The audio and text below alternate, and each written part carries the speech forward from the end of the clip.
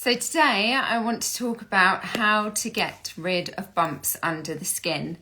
So bumps under the skin that don't become spots and blemishes, quite often we get them under the eye area, and it's really common to get these little hard lumps on the forehead and around the cheeks. Now this is called milia, and there's no point in picking at them. It's not going to help, because what it is it's dead skin cells that should have fallen off of the skin.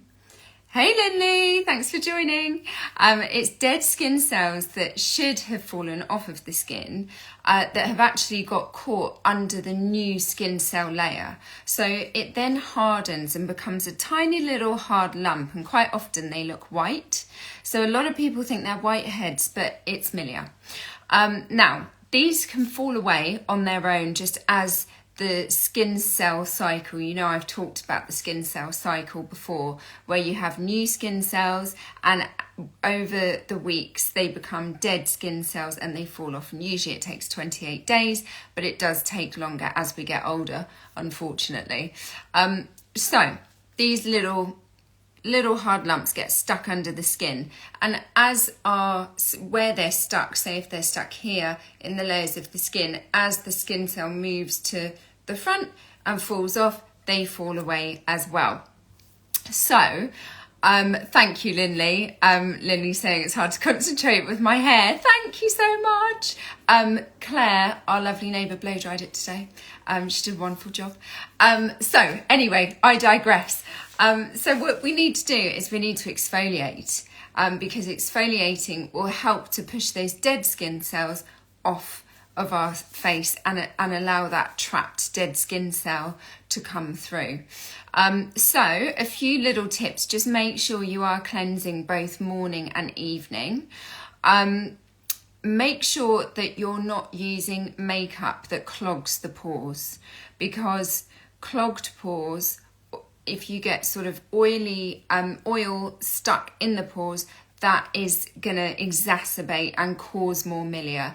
So make sure that you are cleaning your makeup thoroughly. Like a big no-no is if you go to bed with makeup on, if you're too tired after a night out, that really does bring milia on.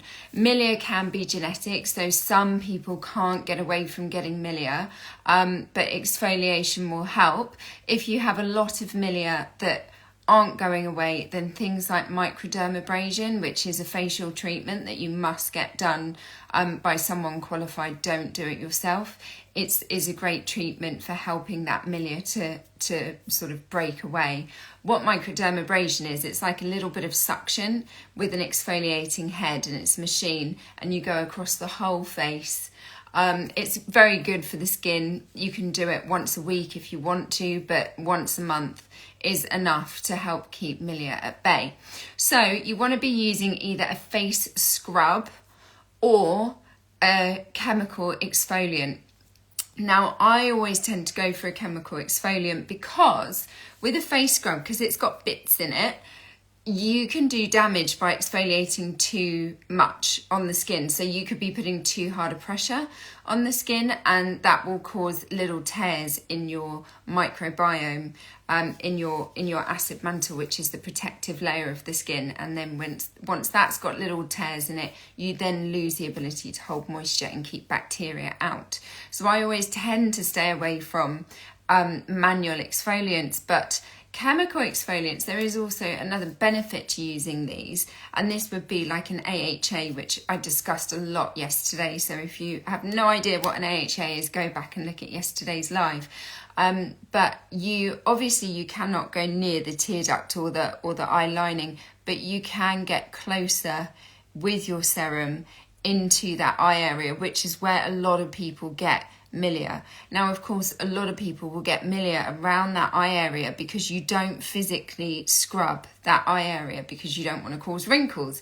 So, of course, the skin's going to fall away at a slower rate than the rest of our face. So that's just a really quick tip for how you can help to get rid of milia around the eyes.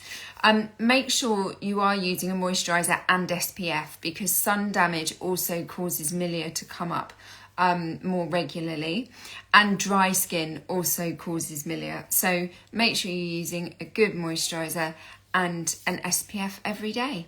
And that is my really quick live for today on how to get rid of milia.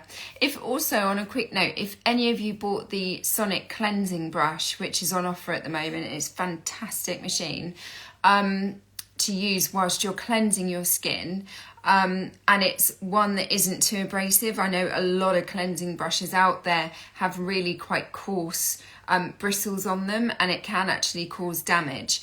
But this one has amazing silicone soft bristles, and you can use it twice a day. That is incredible for keeping milia at bay, because not only is it cleaning out the 99.5% of the bacteria, clears out the pores, and it helps to break away those dead skin cells that are becoming loose and ready to drop off. So if anyone's got any questions from my live today, or if anyone needs any skincare routine or skin product advice, or if you want to know more about the cleansing Sonic brush, just drop me a message or pop routine in the comments once I've posted this live, and I will be so happy to help. Also, if anyone has anything that they want me to cover, don't forget to just pop that in a message to me. I take requests all the time, and I love to know what you guys want to know about, as it helps me help you a little bit more. So just pop that in a message as well. Have a good evening, everyone. See you tomorrow.